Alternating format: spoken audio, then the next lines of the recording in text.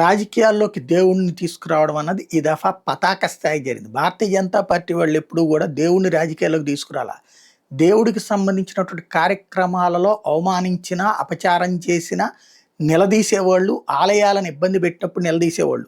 దాన్ని మత ఉన్మాదం అన్నారు. అదే ఇప్పుడేమో రాజకీయ ఉన్మాదం కోసం దేవుణ్ణి వాడుకుంటున్నటువంటి పరిస్థితి. లడ్డూతో ప్రారంభమై రాష్ట్రంలోని ఏ ఆలయంలోనైనా గత 5 ఏళ్లలో మీరు తిన్న ప్రసాదం అంతా అపవిత్రమైన అన్నటువంటి ప్రచారం అధికార పక్షం చేసుకొస్తుంటే, అదే సందర్భంలో అది కాదు వాళ్లే దుర్మార్గులు, ఈవెన్ అంతకుముందు నుంచి వాళ్లే తప్పు చేస్తున్నా అని చెప్పే ప్రయత్నం ప్రతిపక్షాలు చేస్తున్నాయి. ఇద్దరి మాటల యుద్ధాల మధ్యన ఆలయాలకు సంబంధించిన అంశాన్ని, దేవుడి వ్యవహారాన్ని బేస్ చేసుకుని రోడ్ల మీదకి వెళ్దాం, ఉద్యమాలు చేద్దాం, హిందూ సంఘాలు పిలుద్దాం, స్వామీజీలు పిలుద్దాం అనేటటువంటి ప్రభుత్వం యాటిట్యూడు, అదే సందర్భంలో దాన్ని తిప్పికొట్టాలని ఆ ప్రతిపక్షం యాటిట్యూడ్, ఇద్దరి యాటిట్యూడ్ల మధ్య నలుగుతున్నదైతే హిందూ ధర్మం పట్లన ఉన్న నమ్మకం. అది మంచిదా చెడ్డదా అన్నటువంటిది ఎవరికి వాళ్ళు ఆలోచించాల్సిన సందర్భం.